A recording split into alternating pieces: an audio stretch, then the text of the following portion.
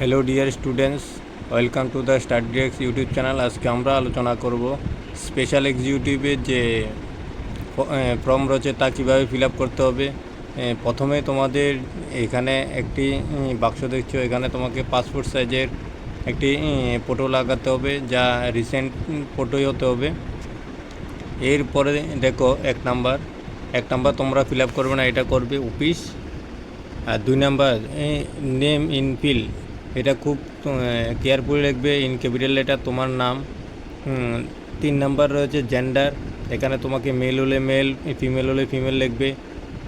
4 number রয়েছে date of birth, এই জিনিসগুলো খুব কেয়ারফুলি লিখতে হবে। প্রথমে তোমাকে মাস, ডেট, মান্থ আর ইয়ার তোমাকে লিখতে হবে।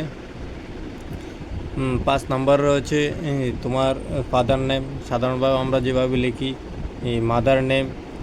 আর 7 নম্বর রয়েছে মোবাইল নাম্বার, এটাকে তোমাকে খুব কেয়ারফুলি লিখতে হবে, যে নাম্বারখানা তোমার অ্যাক্টিভ রয়েছে ওইখানাই দিতে হবে। 8 নাম্বার রয়েছে ইমেল, এটা দিলে পারো, না দিলেও হয়, তবে দিয়ে রাখাই ভালো। 9 নাম্বার রয়েছে প্রেজেন্ট অ্যাড্রেস আর পার্মানেন্ট অ্যাড্রেস, তোমাকে মনে রাখতে হবে এই দুটাই তোমার খুব ইম্পর্টেন্ট। তোমার যখন ভেরিফিকেশান বা তোমার লিস্ট বেরোবে তখন এই লিস্ট ঠিকানায় তোমাকে তারা চিঠি পাঠাবে বা অফার পাঠাবে। পার্মানেন্ট অ্যাড্রেস তোমার যেখানে প্রথমে থাকতে, ধরো তুমি আগরতলা থাকো, আগরতলার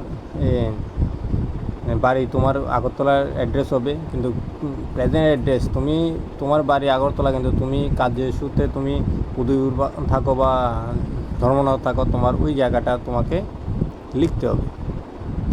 এরপরে 10 নাম্বার রয়েছে ক্যাটাগরি, তুমি ইউআর হলে ইউআর লিখবে, এসটি হলে এসটি লিখবে, এসসি হলে এসটি লিখবে। 11 নম্বর হচ্ছে রিলিজিয়ন, তুমি হিন্দু, মুসলিম, খ্রিস্টিয়ান যাই হোক তা তোমার লিখতে হবে।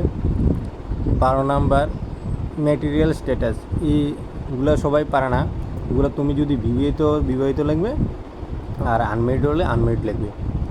আইডেন্টিফিকেশান মার্ক 13 নাম্বার, এটা সবাই জানে না, যে তোমার শরীরে যদি ছোট একটি তিলখানাও থাকে এটাকে তোমাকে লিখতে হবে।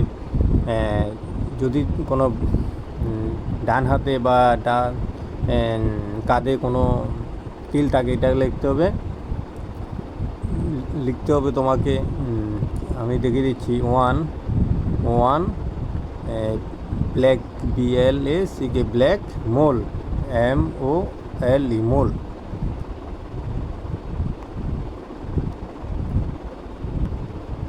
তারপরে রয়েছে 14 নম্বরে তোমার ভোটার কার্ড নাম্বার।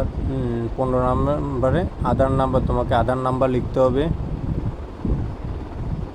16 নম্বরে তোমার এডুকেশান কোয়ালিফিকেশান, তুমি মাধ্যমিক হলে মাধ্যমিক লিখবে, 12 পাস হলে 12 পাস লিখবে, গ্র্যাজুয়েশান করা থাকলে তা লিখবে। আর 17 নাম্বার রয়েছে তোমাকে যদি এক্সট্রা কোনো কোর্স করা থাকে, NCC বা NSS, সিভিল ডিফেন্স, তা লিখবে। আর এখানে রয়েছে মোস্ট ইম্পর্ট্যান্ট যেগুলা, যে তোমার নামে কোনো ক্রিমিনাল কেস রয়েছে কি না তা তোমাকে উল্লেখ করতে হবে। যদি ইয়েস হয় ইয়েস লিখবে, আর এখানে কী কেস রয়েছে তার ডিটেলস লিখবে, আর না হলে নো, কোনো তোমার ডিটেলস দিতে হবে না।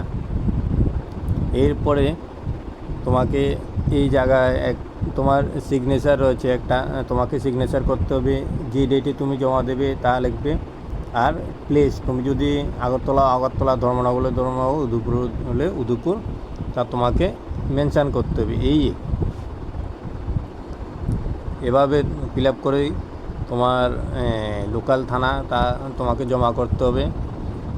ধন্যবাদ সবাইকে, যারা স্পেশাল এক্সিকিউটিভ ইন্টারভিউর জন্য অপেক্ষা করছো, ফর্ম ফিল আপ করবে কীভাবে ভাবছিলে তা আমি দেখিয়ে দিলাম। আর সবাই কাছে অনুরোধ, তুমি আমার যে স্টাডিডেক্স ইউটিউব চ্যানেল আছে তা সাবস্ক্রাইব করে দেবে আর বেল আইকন দিয়ে দেবে। Thank you.